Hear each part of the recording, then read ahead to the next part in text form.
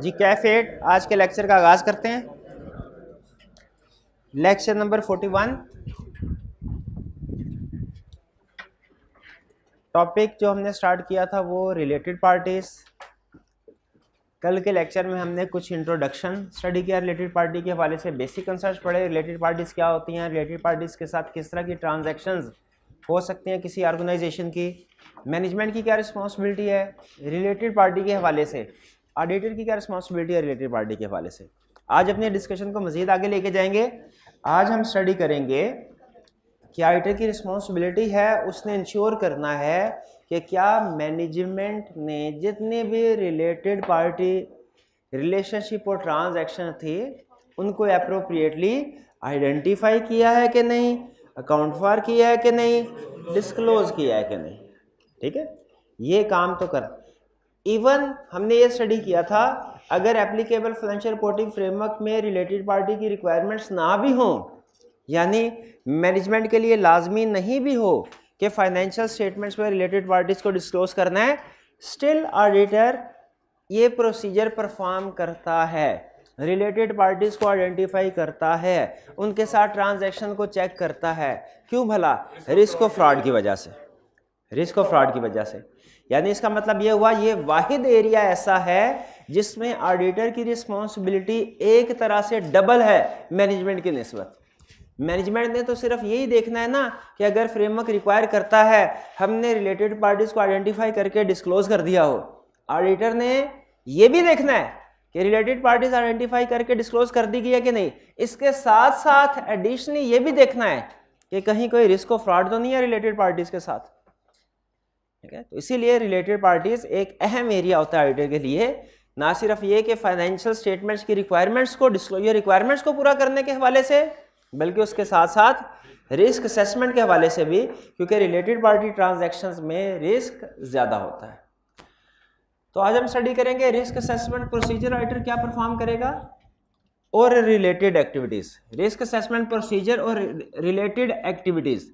Related activities का मतलब है कि रिस्क असेसमेंट से मिलती जुलती एक्टिविटीज़ जो ऑफिशियली शायद रिस्क असेसमेंट नहीं है लेकिन उनसे बाहर आ रिलेटेड पार्टीज़ के रिस्क आइडेंटिफाई हो जाते हैं। एग्जाम में कभी वो सिर्फ रिस्क असेसमेंट प्रोसीजर के साथ क्वेश्चन पूछता है, कभी risk assessment procedure and related activities का वर्ड भी यूज़ कर लेता है। तो हम जब ये प्रोसीजर परफॉर्म करेंगे पहले नंबर वाले रिस्क असेसमेंट प्रोसीजर, तो ये प्रोसीजर परफॉर्म करने के बाद हमारे सामने कुछ रिस्क आ जाएंगे। वो रिस्क 1, 2, 3, 4 तरह के हो सकते हैं।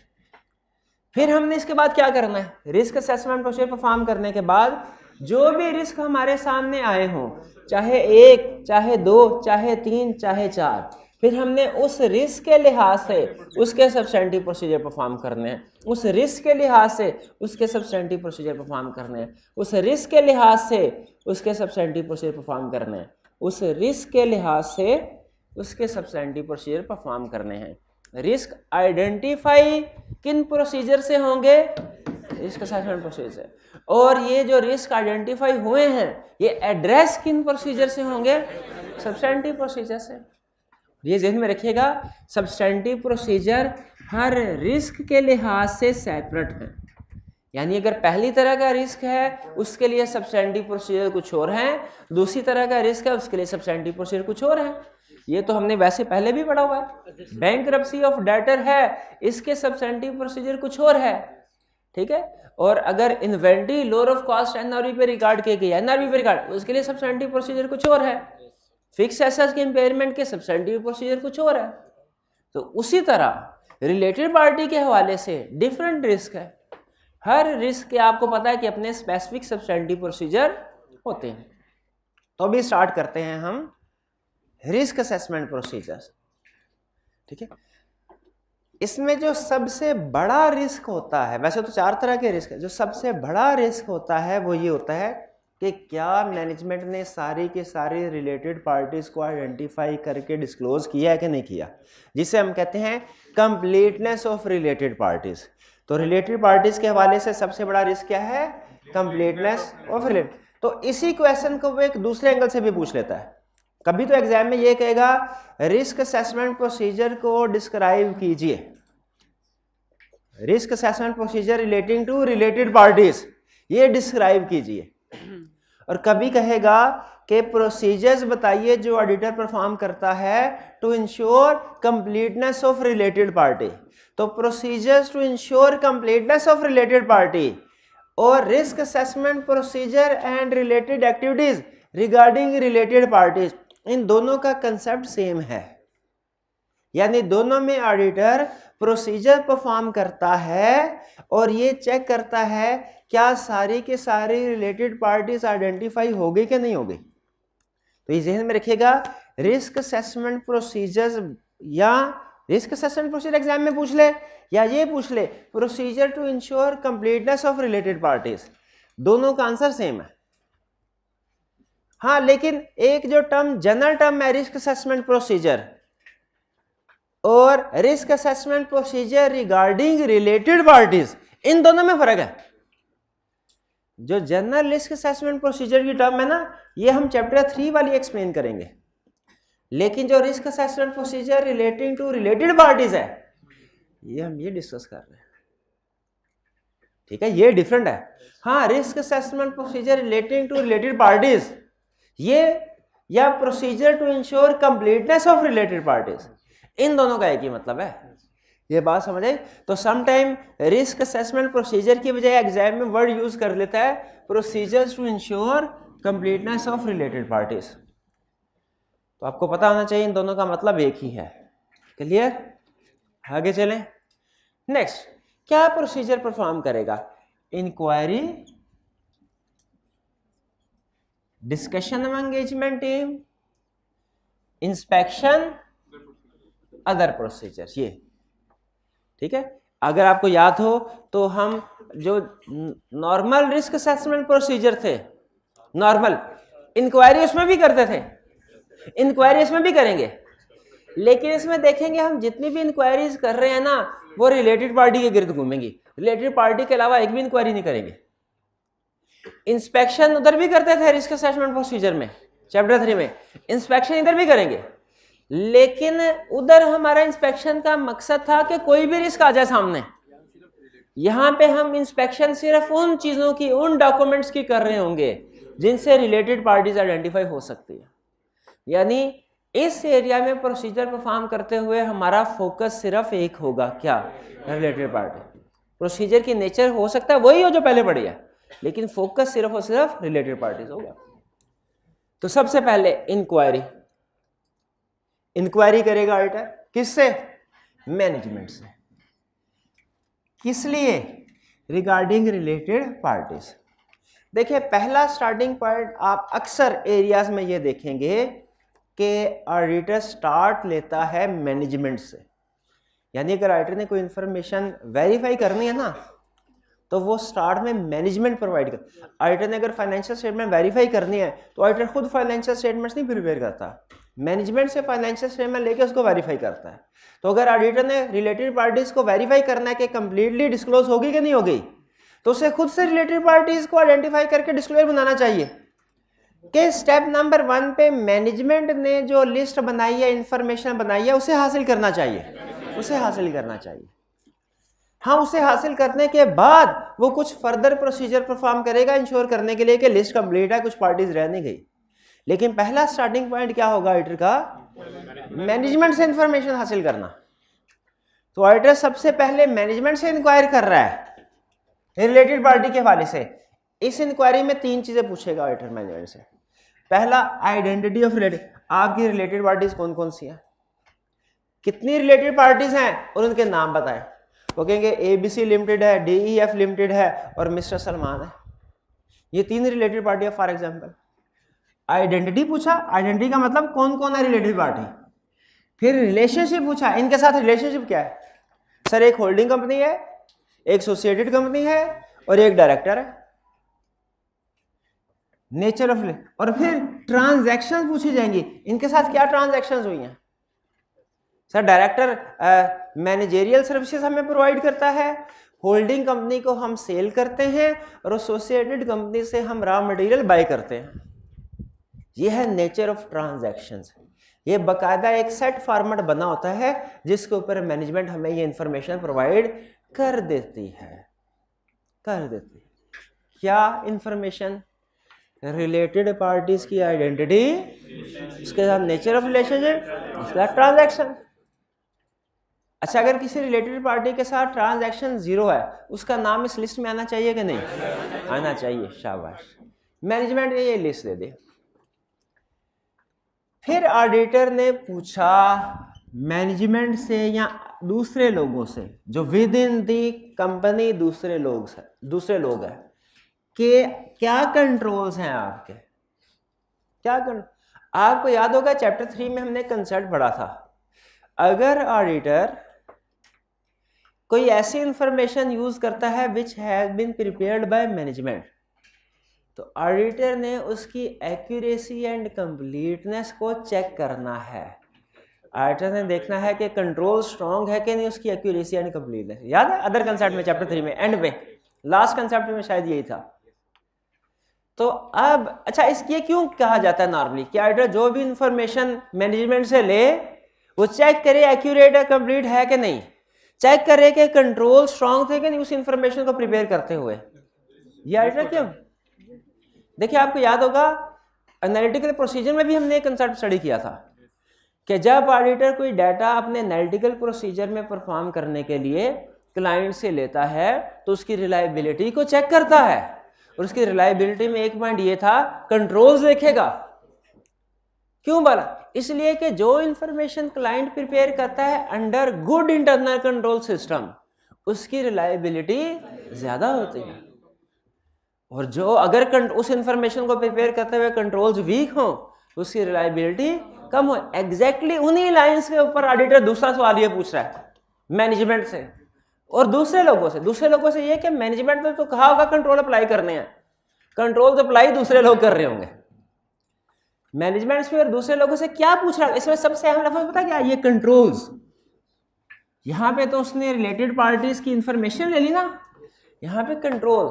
बेसिक पर्पस क्या है कि अगर रिलेटेड पार्टी इंफॉर्मेशन जो मैनेजमेंट ने बना के हमें दी है, अगर इसके ऊपर मैनेजमेंट में अच्छे कंट्रोल लगाए थे तो हमारी इसके ऊपर रिलायबिलिटी बढ़ जाएगी, और अगर वीक कंट्रोल थे कम हो जाएगी। तो हमें उस और ये याद रखें, ये और भी बहुत सी जगहों पे आएगा। मतलब रूल बना ले, जब कभी हम मैनेजमेंट से इंफॉर्मेशन लेते हैं ना, अगला सवालों से ये पूछते हैं इंफॉर्मेशन प्रिपेयर कैसे की, बताओ इस इंफॉर्मेशन की प्रिपरेशन पे गुड कंट्रोल थे कि नहीं थे। तो हम कंट्रोल्स पूछेंगे। क्या कंट्रोल्स? कि बताइए आपने कैसे ये रिलेटेड पार्टीज और ट्रांजैक्शन आइडेंटिफाई की, ये रिलेटेड पार्टीज कैसे आइडेंटिफाई की बताइए। क्या आपने कोई अपने सारे एम्प्लॉयज को क्राइटेरिया बताया हुआ है कि ये रिलेटेड पार्टी की डेफिनेशन है, इनमें से जिस भी बंदे के साथ ट्रांजैक्शन होना अलहदा से रिकॉर्ड करो। वो कहें सर हाँ ये कंट्रोल हमने लगाया हुआ है, क्या कि डायरेक्टर्स की मीटिंग होती है तो जिसका भी इंटरेस्ट होता है वो डिस्क्लोज कर देता है, तो उससे हमें पता चलता है रिलेटेड पार्टी। हम कहेंगे नहीं कंट्रोल वीक है, क्योंकि ये तो रिलेटेड पार्टी ट्रांजैक्शन है, लेकिन इसके अलावा भी तो बहुत सी रिलेटेड पार्टी ट्रांजैक्शन होती हैं। ये तो सिर्फ रिलेटेड पार्टी ट्रांजैक्शन आइडेंटिफाई करने का एक एस्पेक्ट है। चलो डायरेक्टर के साथ आपकी ट्रांजैक्शन, इसके अलावा और कोई काम नहीं करते, कोई और काम नहीं करते, कभी और भी तो ट्रांजैक्शन हो सकते हैं। एम्प्लॉय CFO मैनेजमेंट में दूसरे लोग भी आते हैं डायरेक्टर्स के अलावा, उनके साथ रिलेटेड वो किधर गई? होल्डिंग सब्सिडरी कंपनीज के साथ ट्रांजैक्शन वो किधर गई? तो हम कंट्रोल्स पूछते हैं इंशाल्लाह कि आपने कैसे आइडेंटिफाई किया। अगर मैनेजमेंट ने रिलेटेड पार्टीज की सारी एग्जांपल्स को कवर किया, मतलब आइडेंटिफाई करने का जो सिस्टम बनाया है वो सबको कवर कर रहा है, कंट्रोल स्ट्रांग है। और दूसरा हम उनसे पूछते हैं बताइए आप रिलेटेड पार्टी ट्रांजैक्शंस को अप्रूव कैसे करते हैं। अप्रूवल एक कंट्रोल है ना, अप्रूव कौन करता है? अब अगर जिन स्टूडेंट्स ने लॉ पढ़ा हुआ उनको अंदाजा होगा कि अगर किसी ट्रांजैक्शन में एम्प्लॉयज का मैनेजमेंट वगैरह का इंटरेस्ट होना वो डायरेक्टर्स अप्रूव करते हैं, और अगर किसी एक डायरेक्टर का इंटरेस्ट हो वो भी दूसरे डायरेक्टर अप्रूव करते हैं। लेकिन अगर मेजॉरिटी ऑफ डायरेक्टर्स का इंटरेस्ट शेयर होल्डर्स अप्रूव करते हैं। याद है ये प्रवीण? तो इसका मतलब है रिलेटेड पार्टी की अच्छा ये क्यों? हालांकि बाकी ट्रांजैक्शन के लिए ये रूल नहीं है, बाकी क्यों? क्योंकि रिलेटेड पार्टी में रिस्क ज्यादा होता है, लॉ भी इस चीज को मानता है, इसीलिए तो उसने ये प्रोविजन रखी, डिस्क्लोजर ऑफ डायरेक्टर्स इंटरेस्ट वाली, अप्रूवल बाय शेयर होल्डर्स वाले, इसी वजह से रखी। तो हमने मैनेजमेंट से इंक्वायर कर लिया, इंफॉर्मेशन ले ली स्टेप नंबर 1 में, इसके कंट्रोल्स पूछ लिए, इसके बाद आपको अंदाजा हो जाएगा कंट्रोल्स अच्छे थे कि नहीं अच्छे थे। अगर कंट्रोल्स अच्छे थे काम फिर भी करना है, अच्छे नहीं है काम फिर भी करना है।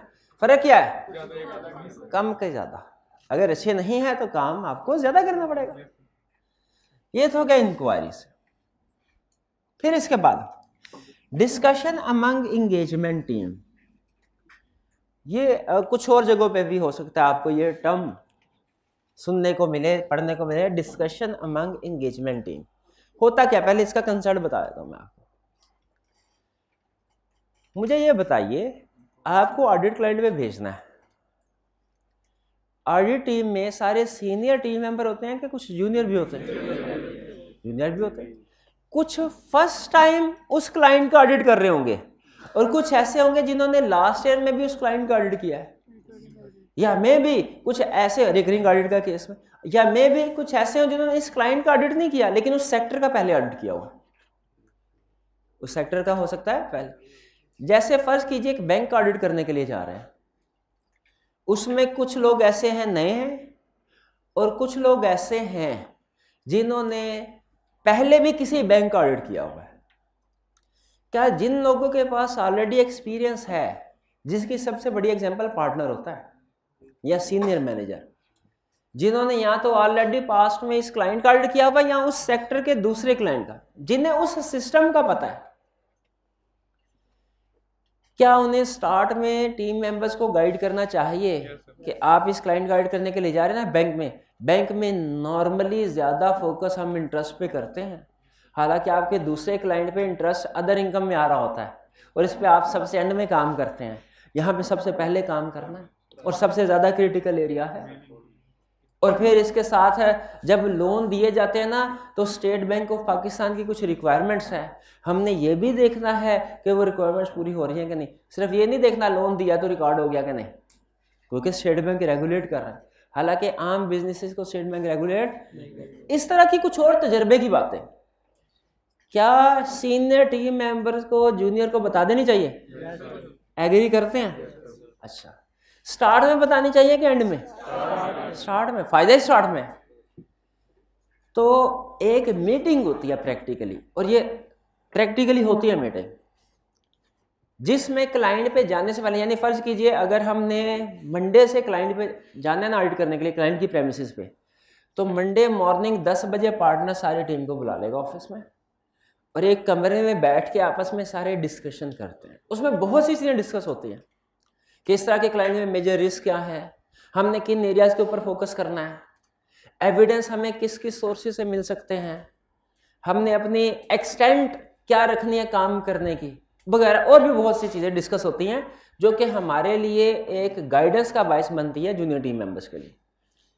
उसी के अंदर रिलेटेड, क्योंकि ये चैप्टर रिलेटेड पार्टी का चल रहा है, ये बाकी चीज़ों के बारे में नहीं बता रहा, लेकिन ज़हन में रखिएगा ये जो डिस्कशन होती है ना एंगेजमेंट टीम के दौरान में, इसमें सिर्फ रिलेटेड पार्टी नहीं डिस्कस हो रही होती हैं, और भी चीज़ें डिस्कस हो रही होती हैं, लेकिन यहाँ पे आपको बताएगा कि इस मीटिंग में जो डिस्कशन, इसमें सिर्फ रिलेटेड पार्टी की बातें। क्यों भला?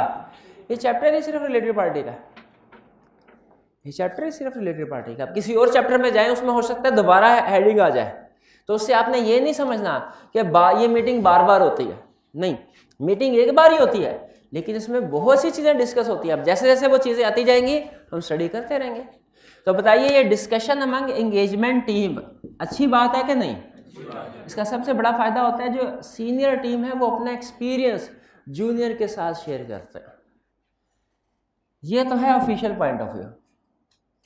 अब अनऑफिशियल पॉइंट ऑफ व्यू बता देता हूँ आपको जल्दी से।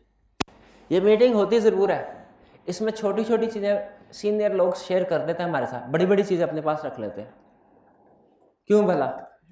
ये देखने के लिए कि रिव्यू स्टेज में ये इन्फॉर्मेशन जो उन्होंने छुपाई है वो टीम मेंबर्स ने आइडेंटिफाई कर ली है कि नहीं कर ली। अगर टीम मेंबर ने आइडेंटिफाई कर ली हो इसका मतलब है उसने अच्छा काम किया है, और अगर टीम मेंबर ने आइडेंटिफाई ना की हो तो इसका मतलब उसने अच्छा काम नहीं किया, छुपा लेते हैं। हालांकि बेहतर होता अगर हमारे साथ शेयर कर देते, लेकिन उनकी अपनी अप्रोच है। इसी चीज को सीखते हुए हम टीचर पता क्या करते हैं, जब टेस्ट बनाते हैं ना उसमें कोई 2-3 गलतियां जानबूझ के रख लेते हैं। कभी मार्क्स का टोटल ठीक नहीं है, कभी रिक्वायरमेंट नहीं लिखी, 1-2 क्वेश्चन 2 के बाद फिर दोबारा 2 आ गया, और टीए से कहते हैं यार इसमें से देखो कोई गलती रह तो नहीं गई। क्यों भला? ये अगर टीए वो गलती आइडेंटिफाई कर ले इसका मतलब क्या है? अच्छा, उसने सही काम किया है। और अगर बाज़ औक़ात ऐसा भी होता है जो देख के कहते हैं सर ने बनाया तो ठीक ही बनाया होगा, और ठीक है सर कोई गलती नहीं है, तो मुझे कहते हैं आ जाओ बैठ जाओ इधर बताते हैं। पार्टनर भी इसी तरह करते हैं, कुछ इन्फॉर्मेशन शेयर कर देते हैं हमारे साथ स्टार्ट में, कुछ इन्फॉर्मेशन में पता होती है। हमारा एक क्लाइंट है उस पर आग लगी थी, अखबारों में पढ़ लिया होगा, पार्टनर ने खबर आई हो, हमें पता नहीं, बाद में जाके बताया। मैं कहा हाँ वो जो आग लगी थी उसका इंश्योरेंस के पैसे आए कि नहीं आए? मैं कहा सर मुझे तो आग का ही नहीं पता। क्या ठीक है फिर आप बताता हूँ। तो ये चीज़ें बहरहाल स्टैंडर्ड क्या कहता है, स्टैंडर्ड क्या कहता है कि ये डिस्कशन होनी चाहिए जिसमें सीनियर टीम मेंबर अपना एक्सपीरियंस जूनियर के साथ शेयर करें। इसमें रिलेटेड पार्टी के हवाले से क्या डिस्कशन होगी? Nature and extent of related party relationship transaction. Senior बंदा बताएगा कि ये जो ग्रुप है ना ये मियां मंशा का है, उनका इस कंपनी में भी और इंटरेस्ट, तो इनके साथ जो ट्रांजैक्शंस होंगी ना वो रिलेटेड पार्टी की होगी, क्योंकि बड़ा इन्वेस्टर जो होता है ना उसका इंटरेस्ट किसी एक कंपनी में थोड़ी है, मल्टीपल ऑर्गेनाइजेशन में। तो हमारा सीनियर हमें ये बताएगा कि इस क्लाइंट पे रिलेटेड पार्टीज कौन कौन सी हैं जो उसको पता होगा, और उनके साथ ट्रांजैक्शंस, एक्सपेक्टेड ट्रांजैक्शन क्या क्या हो सकती है, एक्सपेक्टेड ट्रांजैक्शन क्या क्या हो सकते हैं। फिर आगे focus of maintaining professional scepticism. वो कहता है स्टार्ट में अगर आपको कोई रिलेटेड पार्टी, अगर क्लाइंट ने लिस्ट दे भी दी ना, फिर भी आपने अलर्ट रहना है कि हो सकता है लिस्ट कंप्लीट ना हो। अगर स्टार्ट में कोई रिलेटेड पार्टी आइडेंटिफाई नहीं होती फिर भी स्केप्टिसिज्म, अलर्ट रहना है क्या कि बाद में हो सकता है आइडेंटिफाई हो जाए। पास पेपर का क्वेश्चन याद आ गया। क्वेश्चन ये था, आप क्लाइंट के पास गए, सीएफओ ने कहा सर आपके लिए गुड न्यूज़ है, क्या आपने रिलेटेड पार्टी के ऊपर कोई प्रोसीजर परफॉर्म ही नहीं करना। हमने कहा वो क्यों? उन्होंने कहा इसलिए कि हमारी कोई रिलेटेड पार्टी है ही नहीं। टीम मेंबर ने पूछा आप लिख के देने को तैयार? ये जो मैनेजमेंट लिख के देती है इसे क्या कहते हैं बोला? रिप्रेजेंट। आप रिप्रेजेंटेशन देने को तैयार है? उसने कहा बिल्कुल ये लीजिए रिप्रेजेंटेशन, हमारी कोई रिलेटेड पार्टी नहीं है। उसने कहा, टीम मेंबर ने कहा बिल्कुल ठीक है, सफिशिएंट एप्रोप्रिएट ऑडिट एविडेंस मिल गया, फाइल किया रिप्रेजेंटेशन। बताइए ठीक किया कि नहीं? क्यों ठीक नहीं किया? स्केप्टिसिज्म को उसे अप्लाई करना चाहिए था। सीएफओ कह रहा है रिलेटेड पार्टी नहीं है, हो सकता है सीएफओ छुपा रहा हो सकता है सीएफओ को खुद पता ना हो कि रिलेटेड पार्टी नहीं है। तो इवन मैनेजमेंट हमें लिस्ट दे भी दे, स्टिल हमने through out the audit professional scepticism को मेंटेन करना है। ठीक है। और पार्टनर एक तो एडवाइस करेगा, ओ भाई प्रोफेशनल स्केप्टिसिज्म को मेंटेन करना है, कोई लाख कहे कि कोई रिलेटेड पार्टी नहीं है, तुमने एतबार नहीं करना। मैं आपको कुछ सिचुएशन सर्कमस्टेंसेस बताता हूं जिसमें कोई ना कोई रिलेटेड पार्टी आपको मिल ही जाएगी। अगर आपको लगे ना कि कोई ट्रांजैक्शन ऐसी है जो outside the normal course of business है, हट के नॉर्मली कंपनी नहीं करती, उसमें रिलेटेड पार्टी नजर आ जाएगी आपको। अगर आपको लगे ना कोई बड़ी ट्रांजैक्शन है जिसकी अप्रूवल नहीं हुई, तो समझ लो उसमें कोई रिलेटेड पार्टी इन्वॉल्व है। ये सर्कमस्टेंसेस है। ठीक है। अब आपको एक एग्जांपल देता हूं, बल्कि रियल एग्जांपल। ठीक है। नॉर्मल बैंक्स का रूल ये होता है कि उन्होंने लेवल बताए होते हैं। जैसे हर बैंक की अपनी पॉलिसी होती है। 5 मिलियन तक का लोन ब्रांच मैनेजर अप्रूव करेगा, 5 से 50 मिलियन तक का लोन जोनल मैनेजर होता है जो उस जोन की सारी ब्रांचेस को डील कर रहा है, वो अप्रूव करेगा। 50 से 500 मिलियन का जो लोन है वो प्रेसिडेंट अप्रूव करेगा। लेकिन जो 500 मिलियन का लोन फॉर एग्जांपल है ना, वो स्टार्ट नीचे से ही होगा, यानी पहले ब्रांच पे जाएगा, ब्रांच से फॉरवर्ड होगा जोनल में, जोनल से फॉरवर्ड होगा प्रेसिडेंट को। एक हमारे सामने 300 मिलियन का केस आया जिसमें डायरेक्ट प्रेसिडेंट की अप्रूवल थी, बाकी का नीचे सारा प्रोसेस बाईपास कर दिया गया। भाई ये transaction outside the normal course of business है कि नहीं? Normal course of business. वैसे तो उसने हमें लिस्ट बताई हुई है कौन कौन सी transaction outside the normal course of business होगी, हमारे लिए आसानी हो जाती है एग्जाम में। लेकिन प्रैक्टिकली हमने अपना जो माइंड है उसको वाइड रखना, सिर्फ उस एग्जाम्पल तक लिमिटेड नहीं रहना, बल्कि जहन में रखना और भी ट्रांजैक्शन जो outside the normal course of business हो सकते हैं। इसमें वाकई रिस्क था, रिलेटेड पार्टीज भी इन्वॉल्व थी और बाद में पता चला फ्रॉड भी था। सिक्योरिटीज नहीं रखी हुई, सिक्योरिटीज के बगैर ही, क्योंकि सिक्योरिटी रखी होती नीचे कोई ना कोई बंदा उसको आइडेंटिफाई करके नोट लिख देता है लोन अप्रूवल के ऊपर, किसी की सिक्योरिटीज नहीं है। तो ये सरकमस्टांस, अब ये देखें ये सीनियर को अपने तजर्बे से पता चलती है, तो वो सरकमस्टांसेस बताएगा जूनियर टीम मेंबर को कि इन सरकमस्टांसेस में रिलेटेड पार्टीज हो सकती है। और फिर आपको कहेगा मैं आपको, एक तो सरकमस्टांसेस है ना, दूसरा डॉक्यूमेंट्स एंड रिकॉर्ड भी है, डॉक्यूमेंट्स एंड जिनको देख के आपको रिलेटेड पार्टीज आइडेंटिफाई कर सकते हैं। सरकमस्टांसेस में डॉक्यूमेंट्स में फर्क है, सरकमस्टांसेस में और डॉक्यूमेंट्स में फर्क है। सरकमस्टांस, आप सीएफओ के कमरे में बैठे हैं, जितने भी सप्लायर आए हैं सीएफओ उनके साथ इजी मोड में उनके साथ बातचीत करके उनको फारिग कर रहा है। एक सप्लायर ऐसा आया सीएफओ उठ के मिला उससे, ये सरकमस्टांसेस है जो इंडिकेट कर रही हैं कि रिलेटेड पार्टी। डॉक्यूमेंट क्या है कि आपने देखा इनकम टैक्स रिटर्न को देखा, इनकम टैक्स रिटर्न, अच्छा आपको पता है इनकम टैक्स रिटर्न हर कंपनी की अलग-अलग होती है कि ग्रुप की भी टैक्सेशन हो सकती है। जिन स्टूडेंट्स ने टैक्स पढ़ा उनको पता होगा कि आप एक ग्रुप, यानी एक कंपनी की अगर बहुत सी सब्सिडरीज हैं वो, इसका फायदा पता क्या होता है, एक का लॉस दूसरे के प्रॉफिट के अगेंस्ट सेट ऑफ हो जाता है, ठीक है, ग्रुप टैक्सेशन। तो बताइए इनकम टैक्स रिटर्न आपने देखी है, डॉक्यूमेंट है, इससे आपको पता चला कि एक ऐसी कंपनी है जिसका लॉस इसके प्रॉफिट के साथ सेट ऑफ किया गया है, तो आप क्या कहेंगे, वो कंपनी कोई अनरिलेटेड पार्टी है, आप कहेंगे तो रिलेटेड पार्टी है। बैंक कंफर्मेशन लेटर देखा, उसमें डॉक्यूमेंट है ना, सरकमस्टेंसेस तो नहीं है, डॉक्यूमेंट है। बैंक कंफर्मेशन लेटर से पता चला कि बैंक ने कहा इस कंपनी ने गारंटी दी हुई है एक बंदे के लोन की। हम कहेंगे क्यों गारंटी दी है, ये बंदे की ये मामा लगता है, पता चलेगा वाकई मामा लगता है, रिलेटिव पार्टी है। भाई ऐसे ही है ना, किसी अरे गरे की गारंटी थोड़ी देंगे, अरे गरे की गारंटी तो नहीं देंगे। तो सरकमस्टांसेस से भी, अपने इर्द गिर्द हालात का जायजा लेके भी आपको रिलेटेड पार्टीज आइडेंटिफाई कर सकते हैं। कुछ डॉक्यूमेंट्स या रिकॉर्ड को भी इंस्पेक्ट करके रिलेटेड पार्टीज को आइडेंटिफाई कर सकते हैं।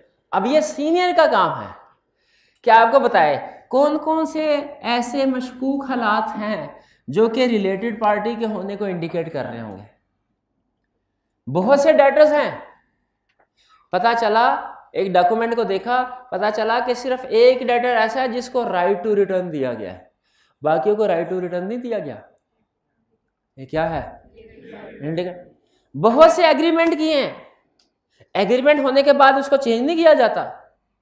पता चला 2 केसेस ऐसे हैं जिनमें एग्रीमेंट होने के बाद उनको रीनिगोशिएट किया गया, ठीक है। तो रिलेटेड पार्टी सर्कमस्टेंसेस से भी इंडिकेट होती है, डॉक्यूमेंट से भी इंडिकेट होती है। हमारे सीनियर को चाहिए कि हमें बताए, स्टैंडर्ड ने कहा बेफिक्र हो, बाज़ औक़ात सीनियर बताता है, बाज़ औक़ात सीनियर नहीं बताता। सीनियर बताए ना बताए, हम आपको बताएंगे। क्या बताएंगे, वो सर्कमस्टेंसेस भी जो और वो डॉक्यूमेंट्स भी जो रिलेटेड पार्टी को इंडिकेट करते हैं। बताइए पहले सर्कमस्टेंसेस बताएंगे, डॉक्यूमेंट्स बताएं? पहले सर्कमस्टेंसेस बताएं। ये सुन लीजिए, पता नहीं इसी चैप्टर में, हाँ पेज 230, पेज 230, इसमें हेडिंग असल में है example of transaction outside the entities normal course of business. असल में हेडिंग ये है, कि transaction outside the normal course of business, related party का लफ्ज तो उसमें है ही नहीं, तो मैं कैसे ये कह रहा हूं कि इस तरह की ट्रांजैक्शन में, इस तरह की सर्कमस्टांसेस में रिलेटेड पार्टी होगी? क्यों कह रहा हूं? क्योंकि जो transaction outside the normal course of business है वही तो रिलेटेड पार्टी के साथ ही तो होंगी, अरे गारे के साथ थोड़ी होंगी। ठीक है, इक्विटी ट्रांजैक्शन समझते हैं? इक्विटी ट्रांजैक्शन क्या होती हैं? Transaction outside the normal course of business के एग्जांपल शेष। चले है, बहरहाल ये सिर्फ आपको बता दिया कि यहाँ पे ये सर्कमस्टेंसेस या ट्रांजैक्शन लिखी हुई हैं, पढ़ाएंगे बाद में, अभी पढ़ा नहीं रहा, अभी सिर्फ बता रहा हूँ। क्या सर, क्या डॉक्यूमेंट्स एंड रिकॉर्ड भी स्टैंडर्ड में हमें लिस्ट लिख के दी हुई है? बिल्कुल लिख के। इंस्पेक्शन करेंगे, इंस्पेक्शन किस चीज की होती है? तो डॉक्यूमेंट या रिकॉर्ड की होती है, और किसकी होती है? डॉक्यूमेंट्स या रिकॉर्ड की। वैसे इंस्पेक्शन टेंजिबल एसेट्स की भी होती है, लेकिन उससे रिलेटेड पार्टी आइडेंटिफाई नहीं होगी। Related party inspection of documents या रिकॉर्ड से रिलेटेड। बाज़ औक़ात क्वेश्चन में ना वो दाव खेलता है आई क्या, कभी कहता है मुझे वो प्रोसीजर बताओ जिससे रिलेटेड पार्टीज आइडेंटिफाई होंगी, सारे प्रोसीजर। कभी कहता है मुझे वो डॉक्यूमेंट्स या रिकॉर्ड बताओ जिससे रिलेटेड पार्टीज आइडेंटिफाई होंगी, सारे प्रोसीजर नहीं बताने। कौन से? सिर्फ इंस्पेक्शन वाले बताने हैं। क्वेश्चन की रिक्वायरमेंट समझ आ रही है? कब? फिर से सुन लें, अगर एग्जाम में क्वेश्चन पूछे बताइए वो कौन से प्रोसीजर हैं, प्रोसीजर बताइए टू आइडेंटिफाई रिलेटेड पार्टीज, सारे प्रोसीजर। और दूसरा क्वेश्चन कहेगा बताइए डॉक्यूमेंट्स या रिकॉर्ड कौन से हैं इंस्पेक्ट करेंगे जिनसे रिलेटेड पार्टी आइडेंटिफाई होगी।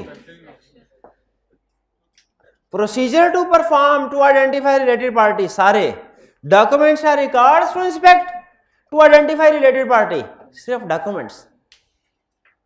कौन कौन से डॉक्यूमेंट्स है? कह रहा है दो डॉक्यूमेंट्स तो लाजमी है, हिस्ट्री बताती है, इनमें से तो अक्सर रिलेटेड पार्टीज निकल आती हैं, बाकी आपकी मर्जी है। ये दो डॉक्यूमेंट्स आपने लाजमी इंस्पेक्ट करनी है, किस लिए? इनमें से रिलेटेड पार्टी। ये आपकी ऑप्शन है प्रैक्टिस में, लेकिन एग्जाम पॉइंट ऑफ व्यू से आपके पास कोई ऑप्शन नहीं है। एग्जाम पॉइंट ऑफ व्यू से आपके लिए ये पॉइंट भी उतना ही अहम है जितना ये मिसलिनियस वाला, क्योंकि आई कैप ने मार्क्स ऐसे दिए होंगे 0.5 मार्क फॉर ईच डॉक्यूमेंट। अब वो चाहे आप रिक्वायर्ड वाली कैटेगरी में से उठाए चाहे ऑप्शनल वाली कैटेगरी में से उठाए, पॉइंट तो एक ही बनेगा ना। इसलिए आपने सारे प्रैक्टिस में हमारे पास ऑप्शन है कि ये दो डॉक्यूमेंट लाजमी चेक करने हैं रिलेटेड पार्टीज को आइडेंटिफाई करने के लिए, बाकी वाले डॉक्यूमेंट्स ऑप्शनल है। लेकिन आपके लिए कोई ऑप्शन नहीं है, सारे याद। कौन कौन से?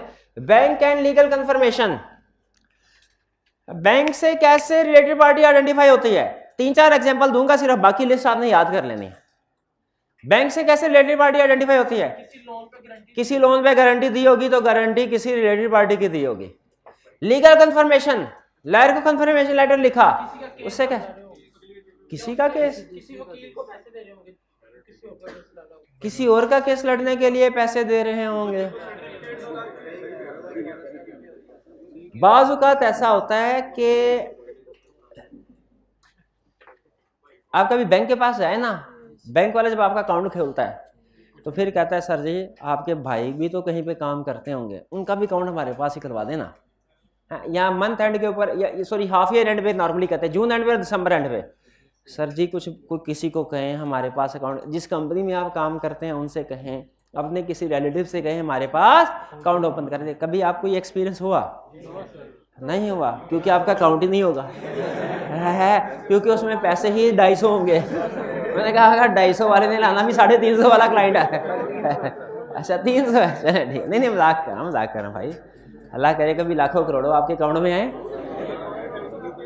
तो उसी तरीके से जिस तरह बैंक्स की कोशिश होती है कि हमारे पास एक कंपनी आई है तो पूरा ग्रुप आ जाए, उसी तरह लॉयर्स भी नॉर्मली एक पूरे ग्रुप को डील कर रहे होते हैं। ऐसा नहीं होता कि एक प्रैक्टिकली कि पेरेंट कंपनी का लॉयर कोई और है और सब्सिडरी कंपनी का लॉयर कोई और है, बल्कि वो कहते हैं कि जी एक ही लॉयर अगर होगा तो वो यहाँ एक ही ग्रुप, मतलब एक ही फर्म होगी तो हमारी सारी इंफॉर्मेशन को अच्छे तरीके से वो डील कर सकती है।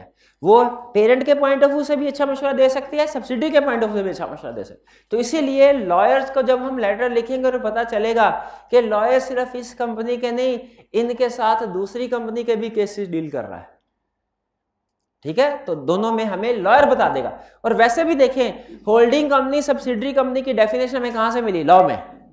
तो कौन सी कंपनी होल्डिंग और सब्सिडरी है, लॉयर से बेहतर ये बात बताने के लिए और कोई बंदा पोजीशन में नहीं है। सबसे बेहतर पोजीशन में लॉयर है जो ये बात बताता है। Next, minutes of meeting of share holders and दो शाबी गवर्नेंस। शेयर होल्डर्स की मीटिंग से कैसे शेयर रिलेटेड पार्टीज आइडेंटिफाई होती हैं? उनकी मीटिंग, सबसे बड़ी बात तो ये मीटिंग के मिनट्स में शेयर होल्डर की लिस्ट लगी होगी, सारी रिलेटेड पार्टी हैं, खास तौर पे जो मेजर शेयर होल्डर हैं। Major share holder related party की डेफिनेशन में थे कि नहीं थे? तो शेयर होल्डर्स की मीटिंग के मिनट्स में उनका नाम होगा कि नहीं होगा? और आपने एक और लॉ में कंसेप्ट पढ़ा होगा, इन्वेस्टमेंट इन एसोसिएटेड कंपनी, उसके लिए स्पेशल रेजोल्यूशन चाहिए। तो अगर आपको पता चले मिनट्स में लिखा हुआ है कि एसोसिएटेड कंपनी में इन्वेस्टमेंट की है, उसकी रेजोल्यूशन पास हुई है, तो आप पूछेंगे कि नहीं कौन सी एसोसिएटेड कंपनी है, और वो एसोसिएट कंपनी क्या होगी हमारी? इसी तरह डायरेक्टर्स की मीटिंग के मिनट से रिलेटेड पार्टीज आइडेंटिफाई होती हैं क्या? कैसे? एक तो जितने डायरेक्टर्स के नाम है वो सारे के सारे ही आपकी रिलेटेड पार्टीज हैं। अब भाई मीटिंग के मिनट्स होते हैं, उसमें पार्टिसिपेंट्स के नाम लिखे होते हैं कि नहीं? तो वो रिलेटेड पार्टी नहीं है। और कैसे पता चलेगा इसके अलावा? जी हाँ, डिस्क्लोज करते हैं डायरेक्टर अपना इंटरेस्ट। तो जिस ट्रांजैक्शन में डायरेक्टर ने अपना इंटरेस्ट डिस्क्लोज किया हो, पता चल जाए ये ही ट्रांजैक्शन है रिलेटेड पार्टी ट्रांजैक्शन। तो ये चार चीजें, bank confirmation, lawyer confirmation, share holders की मीटिंग के मिनट्स, डायरेक्ट, इनसे तो अक्सर रिलेटेड पार्टीज आइडेंटिफाई हो जाती है। ऑडिटिंग स्टैंडर्ड कहते हैं ये तो काम लाजमी करना। हाँ, इसके अलावा बाकी कुछ और डॉक्यूमेंट्स भी आप देख सकते हैं। थर्ड पार्टी कंफर्मेशन, जो डेटर क्रेडिटर का कंफर्मेशन है वो भी, लेकिन इससे कम तादाद में रिलेटेड पार्टीज आइडेंटिफाई होती हो सकती हैं। थर्ड पार्टी कंफर्मेशन से कैसे रिलेटेड पार्टी आइडेंटिफाई हो सकती है, जरा बताइए, मैं आपका टेस्ट लूं। थर्ड पार्टी कंफर्मेशन से क्या मुराद है? लॉयर नहीं मुराद, लॉयर ऊपर कवर हो गया है। थर्ड पार्टी से मतलब डेटर और क्रेडिटर है।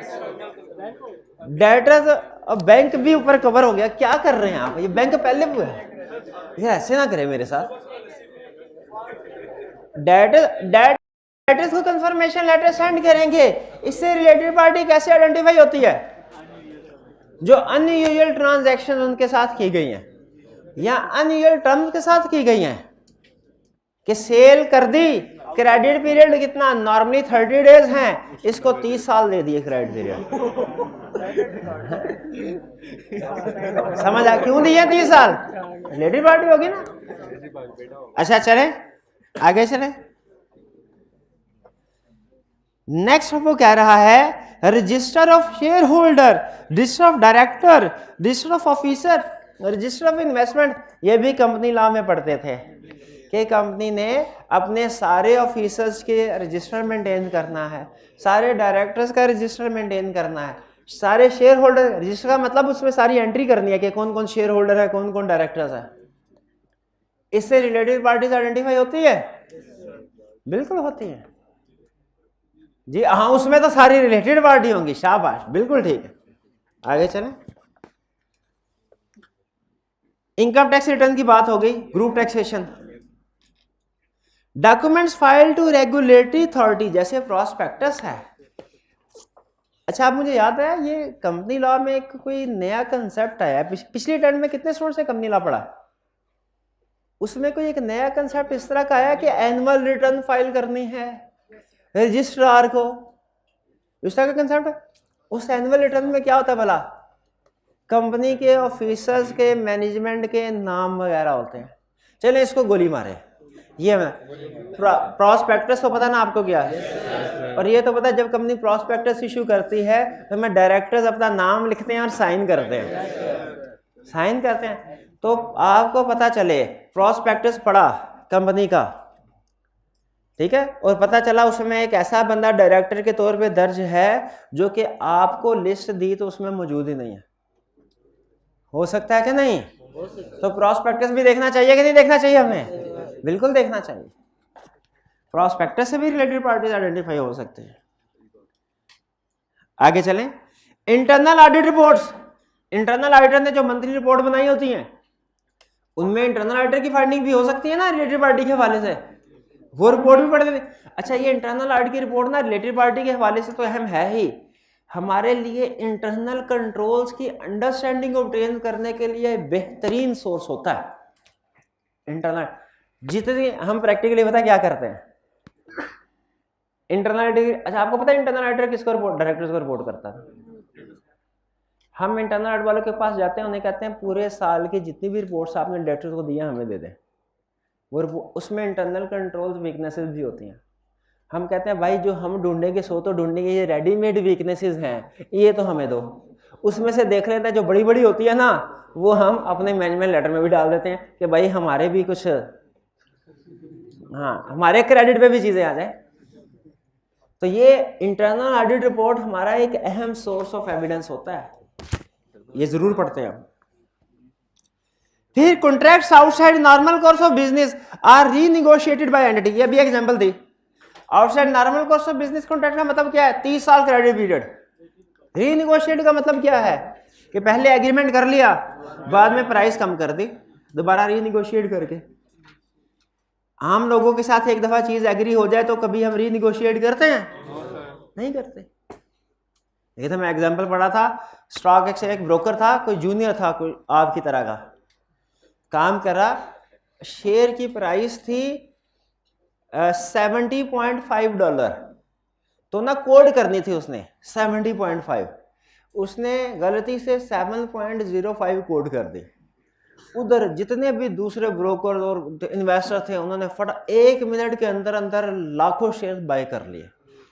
ओ कंपनी उसका बंदा बैठा, उन्होंने कहा 1 मिनट के अंदर लाखों शेयर कैसे बाय कर लिए? पता चला रेट गलत है, फौरन उसने उसको 70.5 किया। और बाद में जितने भी पिछले जिन लोगों ने 7 एक्सेप्ट किया था उनको इंडिविजुअली कहा कि सर वो गलती हो गई थी। गलती नहीं होती, इधर आपने रेट ऑफर किया, हमें वारा खाया, हमने ओके कर दिया कॉन्ट्रैक्ट, और उन्हें पूरा करना पड़ा। मिलियंस ऑफ डॉलर 1 मिनट के अंदर अंदर मिलियंस ऑफ डॉलर का नुकसान हुआ। किसकी वजह से? ऐसे एम्प्लॉय की वजह से जिसका स्टाइपेंड कितना है? 14,000 रुपये। 14,700 रुपये, 14,700 रुपये। तो हम क्लाइंट को कहते होते थे हमारी सैलरी पे ना जाए, हमारी पावर्स देखे। तो बहरहाल अच्छा, और डॉक्यूमेंट्स क्या है? Statement of conflict of interest by management and 2 4 भी गवर्नेंस। स्टेटमेंट ऑफ कन्फ्लिक्ट कौन से हैं? ये वो इंटरेस्ट वाली बात है, डिस्क्लोजर ऑफ डायरेक्टर इंटरेस्ट। तो आप एग्री करते हैं क्या कि अब ये सारी डॉक्यूमेंट्स हमें देखनी चाहिए और इनसे रिलेटेड पार्टीज आइडेंटिफाई होती हैं? अब याद कर लेंगे आप, अब देखनी तो है, साथ में याद भी करनी है। देख प्रैक्टिस में लीजिएगा, याद अभी कर लें। तो मुझे बताइए जो रिस्क असेसमेंट प्रोसीजर हमने परफॉर्म किए, ये सारे प्रोसीजर क्या थे? इनका मकसद क्या था? एक तो रिलेटेड पार्टी के हवाले से रिस्क आइडेंटिफाई करना, और दूसरे अल्फाज में आईका भी इस क्वेश्चन को दूसरे अल्फाज में कैसे पूछ सकता है? Procedure to ensure completeness of related party. अब जब आप ये रिस्क असेसमेंट प्रोसीजर परफॉर्म कर लेंगे सारे, इसके बाद मैक्सिमम 4 तरह के रिस्क आपके सामने आ सकते हैं।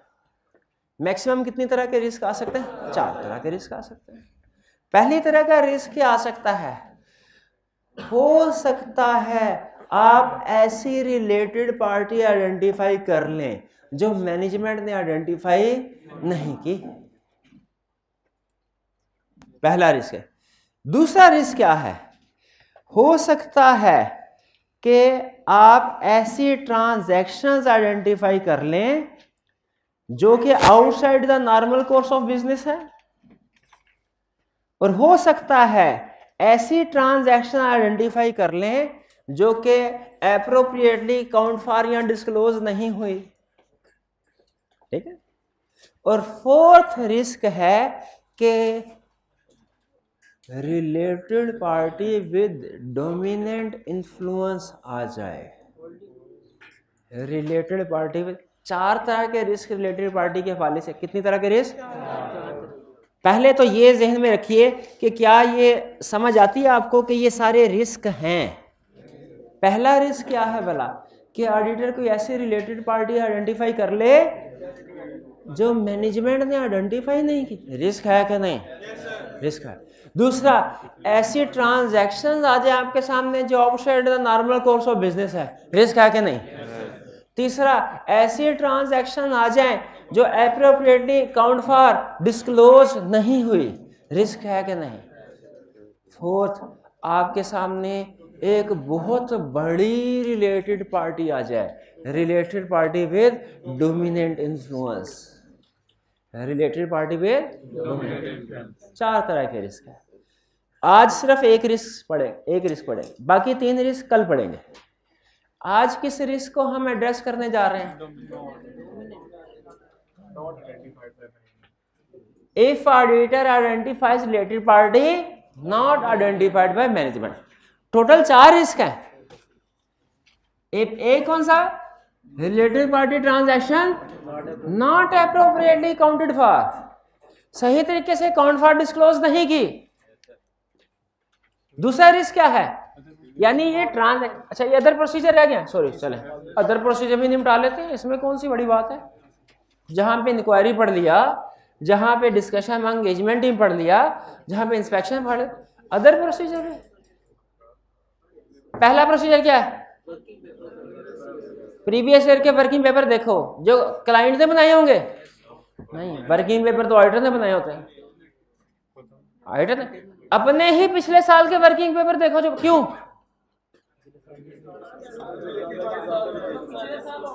जो पिछले साल की रिलेटेड पार्टीज होंगी, पिछले साल के वर्किंग पेपर में होंगी, उसको लिस्ट देख के कंपेयर कर लो कि पिछले साल तो ये रिलेटेड पार्टी थी, इस साल नहीं है, क्यों? कहेंगे छोड़ के चले गए। पिछले साल रिलेटेड पार्टी नहीं थी, इस साल आ गई, क्यों? चेंज जो भी चेंज हो पूछ रहे हैं। तो पिछले साल के वर्किंग पेपर को चेक कर लेना चाहिए। इससे रिलेटेड पार्टी आइडेंटिफाई होती है। कैसे होती हैं? पिछले साल के वर्किंग पेपर्स में पिछले साल की रिलेटेड पार्टीज होंगी, असूली तौर पे वो इस साल भी होनी चाहिए। अगर कोई कमी बेशी है, चाहे कमी है चाहे बेशी है, पूछ लेंगे। इंक्वायर, अच्छा ये तो उस सूरत में हो सकता है ना, उस सूरत में हो सकता है जब पिछले साल का ऑडिट हमने किया हो। अगर पिछले साल का ऑडिट हमने किया ही नहीं, तो फिर जिसने किया है, अच्छा और जिसने किया हो उसको क्या कहते हैं? याद है क्या कहते हैं? Predecessor auditor. तो यहां तो खुद किया तो अपने वर्किंग पेपर देख लो, खुद नहीं किया किसी और ने, प्रीडिसेसर ऑडिटर से पूछ लो। अच्छा, और अदर फर्म्स जो ऑडिट में इन्वॉल्व है उनसे भी पूछ लो। अदर फर्म्स क्या एक ऑडिट में एक से ज्यादा फर्म्स इन्वॉल्व हो सकती हैं? yes, हो सकती है। कंपोनेंट ऑडिटर का कंसल्ट बताया था, कंपोनेंट ऑडिटर का कंसल्ट नहीं था। चलो सुन ले। अगर हम एक कंपनी का ऑडिट कर रहे हैं और उस ग्रुप के अंदर किसी दूसरी सब्सिडियरी का ऑडिटर कोई और है, तो हमें चाहिए कि उस दूसरे ऑडिटर को लेटर लिख के पूछ ले कि भाई आपकी कंपनी की क्या रिलेटेड पार्टीज है, क्योंकि जो उसकी रिलेटेड पार्टीज हैं मोस्ट प्रोबेबली इसकी भी रिलेटेड पार्टी होंगी। ठीक है ना भाई? एक से पूछे, ये दोनों भाई हैं, इनसे पूछे आपके भाई कितने हैं, और इनसे भी पूछे आपके भाई कितने हैं, तो बताइए ये मैच हो जाएगा कि नहीं हो जाएगा? क्रॉस वेरिफिकेशन नहीं मैच हो जाएगा, हो जाएगा। तो इसी तरीके से एक सब्सिडियरी है, मोस्ट प्रोबेबली जो उसकी रिलेटेड पार्टीज हैं कॉमन होंगी, तो हम दूसरी कंपनी के ऑडिटर से पूछ सकते हैं। लेकिन याद रखें ये जो अदर ऑडिटर है ना, ये उसी ग्रुप के अंदर होना चाहिए, ग्रुप से बाहर का नहीं होना चाहिए। साथ वाले हम साइज नहीं पूछ लेंगे आपके भाइयों की तादाद कितनी, और फिर कहेंगे भाई आपके भाइयों की लिस्ट में वो क्यों नहीं आ रहे, वो कहेंगे नहीं वो महावरतन मेरे भाई हैं, असल में नहीं है। तो उसी ग्रुप के ऑडिट से पूछ लेंगे दूसरी कंपनीज के ऑडिटर से। और फिर इंक्वायर अबाउट एफिलिएशन ऑफ दोस्त साबिक governors and other officer, director से पूछेंगे भैया बताइए आप पार्ट टाइम क्या करते हैं, चर्च किस कंपनी में जाके चर्च बेचते हैं, उसने क्यों पूछ रहे हैं, डिस्क्लोज करें, क्यों पूछ रहे हैं, क्योंकि जो एक कंपनी का डायरेक्टर है अगर वो दूसरी कंपनी में भी डायरेक्टर या तो दोनों कंपनीज क्या है, ये कंसेप्ट आई कैप केस स्टडी में टेस्ट करेगा। ये के डायरेक्टर से इंक्वायर किया जाए, क्या इंक्वायर किया जाए कि उनकी क्या एफिलिएशन है, क्या कनेक्शन है, किसके साथ, दूसरी कंपनीज के साथ, कि किसी डायरेक्टर का किसी दूसरी कंपनी के साथ कनेक्शन तो नहीं है, ये पूछेंगे। भाईजान आपका किसी दूसरी कंपनी के साथ कनेक्शन तो नहीं है, अगर उसने कह दिया है तो वो दूसरी कंपनी क्या मोस्ट प्रोबेबली क्या होगी, रिलेटेड पार्टी। क्योंकि लॉ में हमने पढ़ा है कि कॉमन डायरेक्टरशिप की वजह से एक पर्सन एक कंपनी में डायरेक्टर है, वो दूसरी कंपनी में भी डायरेक्टर है, तो दोनों एसोसिएटेड कंपनी बन जाएंगे। अदर प्रोसीजर क्लियर, सारे प्रोसीजर परफॉर्म कर लिए। इसके बाद ये प्रोसीजर रिस्क असेसमेंट प्रोसीजर थे, जब ये परफॉर्म कर चुके होंगे तो एंड पे आप किस जगह पे खड़े हैं, आपके सामने कोई एक या दो या तीन या चारों के चारों रिस्क आ जाएंगे। कौन कौन से रिस्क, पहला risk transaction appropriately account for नहीं हुई, दूसरा रिस्क ऑडिटर ने आइडेंटिफाई कर ली रिलेटेड पार्टी जो मैनेजमेंट ने आइडेंटिफाई नहीं की, तीसरा रिस्क आउटसाइड द नॉर्मल, और फोर्थ इनमें से जो सबसे ज्यादा हैरान कुन रिस्क है, जो आई कैप ने भी केस स्टडी में सबसे ज्यादा पूछा हुआ है, वो है ये वाला रिस्क। इसीलिए आज इसको पढ़ते हैं, बाकी वाले रिस्क कल पढ़ेंगे। भाई कितनी अजीब बात है कि मैनेजमेंट सारा साल के 12 महीने, महीने के 25 दिन और हर दिन के 8 घंटे मैनेजमेंट काम करती रही है और उसको नहीं पता चल सका कि ये रिलेटेड पार्टी से। ऑडिटर साल के बाद आया, 1.5 महीने के लिए आया और हर दिन में सिर्फ 16 घंटे काम करके उसने रिलेटेड पार्टी आइडेंटिफाई कर ली, रिलेटेड पार्टी आइडेंटिफाई कर ली। है ना अजीब बात भाई, है कि नहीं अजीब बात। और मैनेजमेंट पूरा साल रही, वो रिलेटेड पार्टी आइडेंटिफाई नहीं कर सकी, ऑडिटर ने आके 1.5 महीने के अंदर उसको आइडेंटिफाई कर लिया। और ऑडिटर की टीम भी थोड़ी होती, मैनेजमेंट की टीम में तो बहुत ज्यादा लोग होते हैं ना, मतलब 20, 25, 30 होंगे, छोटी कंपनी होगी अगर। इसीलिए सबसे पहले अगर कोई रिलेटेड पार्टी हमें मिल जाए ना, तो हमने कंफर्म कर लेना है डॉक्यूमेंट से वाकई रिलेटेड पार्टी है, हमें वहम तो नहीं हुआ। एक क्लाइंट में बैठा हुआ बंदा आया उनके परचेज डिपार्टमेंट से, और कान में आके मैं चुपके से कहा सर एक बात बताऊं, मैं कहा सर वो मेरे साथ जो दूसरा बंदा है ना उसकी ट्रांजैक्शन चेक कर लीजिएगा, वो कोई गड़बड़ कर रहा है। बाज़ औक़ात परचेज डिपार्टमेंट में ऐसा फ्रॉड होता है, सप्लायर के साथ हम मिल के ना कोटेशन उनको डिस्क्लोज कर दिया करते हैं और वो कम कोटेशन फाइल करके ना 2-4 पे कॉन्ट्रैक्ट ले लिया करता है। या बाज़ औक़ात ऐसा भी होता है हाई प्राइस पे कॉन्ट्रैक्ट अप्रूव कर दिया जाता है और जो डिफरेंस होता है मार्केट प्राइस और हाई प्राइस का, वो आधा परचेज डिपार्टमेंट का जो जिसने अप्रूव किया उसकी जेब में जाता है और आधा सप्लायर के पास। तो उसने मुझे बताइए मुझे करना क्या चाहिए था, उसकी वो ट्रांजैक्शन को देखना चाहिए था। हाँ मैंने नहीं देखा, क्यों नहीं देखा भला, हालांकि असूल के मुताबिक देखना चाहिए था।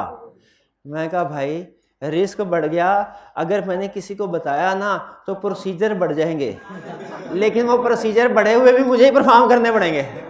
तो अभी तो रात को 9 बजे जा रहा हूँ, इस रिस्क को आइडेंटिफाई करने के बाद रात को 11 बजे जाना शुरू कर दूंगा मैं चुप कर। मैंने फिर सोचा, मैंने कहा नहीं हो सकता है इन दोनों की आपस में लड़ाई हुई होगी और ये बिला वजह उसके खिलाफ शिकायत लगा रहा है। बताइए क्या मैंने सही सोचा? गलत सोचा, ऐसा नहीं करना चाहिए था मुझे। अल्लाह माफ करे, हाँ क्या क्या काम कर चुके। बहरहाल तो याद रखे, हम तक जो भी इंफॉर्मेशन पहुंचती है लाजमी नहीं कि वो 100% ट्रूथ हो, लेकिन हमने इसको इग्नोर भी नहीं करना होता। हमने इग्नोर भी, लाजमी नहीं कि ट्रूथ हो, लेकिन हमने इसको इग्नोर भी नहीं करना होता, उसको कंफर्म करना होता है फर्दर प्रोसीजर से। तो जब कोई ऐसी रिलेटेड पार्टी जो मैनेजमेंट ने आइडेंटिफाई नहीं की, हम उसको आइडेंटिफाई कर लें, तो आपको खुश होने से पहले कंफर्म कर लेना चाहिए कि वाकई ये रिलेटेड पार्टी है कि नहीं, जो भी अवेलेबल डॉक्यूमेंट्स है। जब कंफर्म हो जाए रिलेटेड पार्टी है, भागे जाए किसके पास? टीम सीनियर के पास। उसे कहे देखे सर मैंने ढूंढ लिया। क्या ढूंढ लिया? रिलेटिव पार्टी को ढूंढ लिया। कम्युनिकेट करे टीम को। अच्छा, बाकी के टीम मेंबर्स को हम क्यों कम्युनिकेट कर रहे हैं? इसलिए कि जो ट्रांजैक्शन हमारे एरिया में है सेल्स की, हो सकता है उनके एरिया में भी कोई आ रही हो। इस रिलेटेड पार्टी की कुछ ट्रांजैक्शन हो सकता है उनके एरिया, तो उनको भी बताना चाहिए ना। यानी इन शॉर्ट जो काम स्टार्ट में किया था, जब कोई रिलेटेड पार्टी आइडेंटिफाई हो जाए जो पहले नहीं हुई थी, तो वो भी तो सारी टीम को बताना चाहिए। सारी टीम उस ट्रांजैक्शन में अलर्ट हो जाए कि भाई इस बंदे की ट्रांजैक्शन अब आई ना, तो वो रिलेटेड पार्टी ट्रांजैक्शन में रिस्क जाता है। टीम को कम्युनिकेट करें और फिर क्लाइंट का सीएफओ को बुलाएं। सीएफओ को बुलाओ कि मुर्गा बन जा। क्यों भला? हम कहेंगे भाई तुमने तो हमें कहा था ये सारी कंप्लीट लिस्ट है, तुमने तो कहा था हमारे कंट्रोल्स बेहतरीन है रिलेटेड पार्टीज को आइडेंटिफाई करने के लिए। अगर तुम्हारी इंफॉर्मेशन इतनी पक्की थी, अगर तुम्हारे कंट्रोल्स इतने ही अच्छे थे, तो बताइए क्यों, वाई आपके कंट्रोल फेल हो गए इस रिलेटेड पार्टी को आइडेंटिफाई करने के लिए? क्यों फेल हो गए आपके कंट्रोल्स इस रिलेटेड पार्टी को आइडेंटिफाई करने के लिए? इंक्वायर करेंगे क्लाइंट से और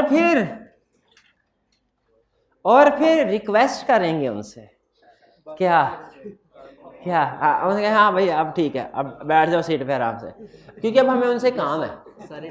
काम क्या है? रिलेटेड पार्टी की ट्रांजैक्शन। अच्छा, रिलेटेड पार्टी हमने आइडेंटिफाई कर दी, ट्रांजैक्शंस आप आइडेंटिफाई कर दो।